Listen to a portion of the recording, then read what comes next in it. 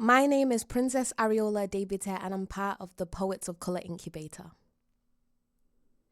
Poetry, to me, is an art form that allows me to portray my interior world. It's a love language to express wonder and creativity, and a form of spiritual activism born out of spontaneous insights. I think poetry is also a way of seeing the world, extracting meaning regardless of life's uncertainty, and making our sorrows and joys worthy of reflection. Poetry is a way to tell stories and magnify empathy. It's a way for me to sit with my inner child, be in awe, and contemplate synchronicities and dissonance in the world. I see poems as prayers and wishes for a better future, observations to create a better society through the universality of the subjective experience. Poetry is also a beautiful and accessible way to transfer information and bring awareness to global issues. I think poems are people, and poetry is an interpretive process, and it helps us understand and absorb the exquisiteness of existence. If I was to describe my poetry and the type of poet I am, I would say I'm a surrealist poet with Afrofuturist sensibilities. I like composing dreamscapes in my poems to explore the unconscious and bring the hidden parts of the human condition to the forefront. I enjoy experimenting with the forms to make my poetry interactive and to invite the reader into the creative process. I have a background in both music and film, so I foreground the lyrical and cinematic in my work. The subjective experience is something I explore in my poetry whilst writing about national and international social contexts. The political dimensions of the personal is interesting to me, especially artificial intelligence, discrimination, the body, and the climate crisis. Mostly I write about relationships. Through these explorations, I want to learn more about myself and others, what agency is in the modern age. At the nucleus of everything I write about is love. The question I want to explore is how artificial intelligence and technology is influencing our relationships, reality, and the structure of our world.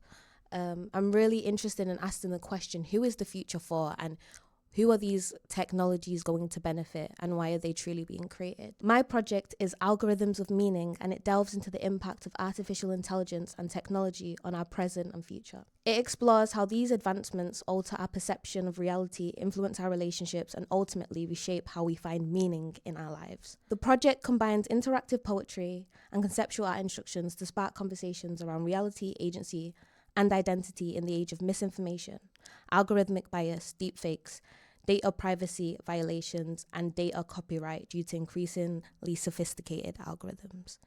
Algorithms of Meaning also explores the immense potential of AI for positive change. For instance, the project will examine the ethical considerations and promising applications of AI in areas like gene editing and AI-powered health diagnostics. This topic holds particular significance for me as someone living with sickle cell anemia, a disease where research using algorithms offers a cure. How has my idea changed since starting the incubator?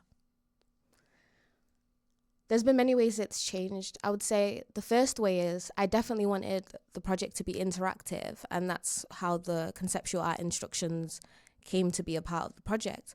But then I started, after conversations with fellow incubator poets, really wanting to push my use of form. So I've started to combine different forms to create new forms and really push the interactive elements of the poetry. I want it to be a dialogue between the audience and the poet, which is me.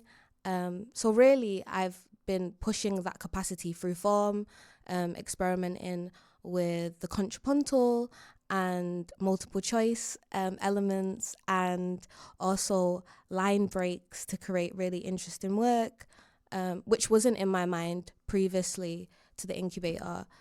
Roger Robertson and Malika Booker have really pushed me in that way, and I've been really happy with like the feedback and honest feedback I've gotten, which has made me change and explore different aspects of my practice.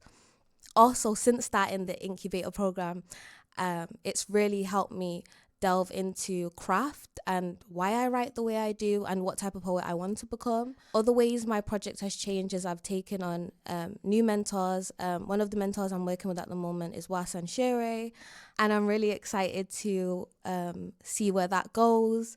I really enjoy her work, and I just think she's a gorgeous writer. So I'm excited to see how this will reflect in my own practice. And and help me be more honest in my work and talk about the more private realms of how AI will influence society. I'll be collaborating with people in the drop-ins to discover what they want their society to look like through designing utopias, which I think is going to be really exciting.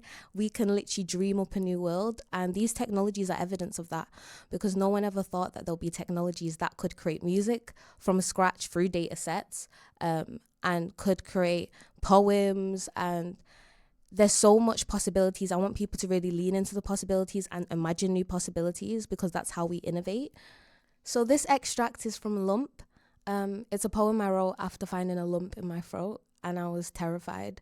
I often go through health issues. I have sickle cell, and that has made me really aware of mortality and also the beauty of life and temporality, and because of that, I wanted to write a poem about that. But it is connected to technology, because I remember finding the lump and immediately Googling, and the algorithms brought me to like the worst news. I thought I was dying. I was like, no.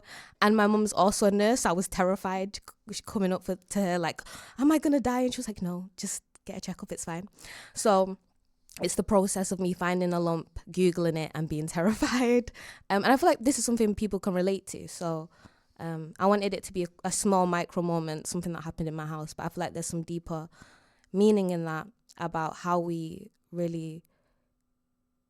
technology and our bodies intersect.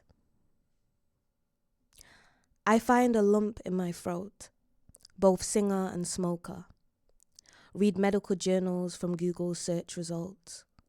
Scroll pages inside my skull. Open tabs installed with bugs. Smile at life's receding gums. Ignore LinkedIn notifications and comments on my persona on Instagram. A window into ego. Extinguish my shadow in Chanel parfum. Slice the afternoon open like a mango.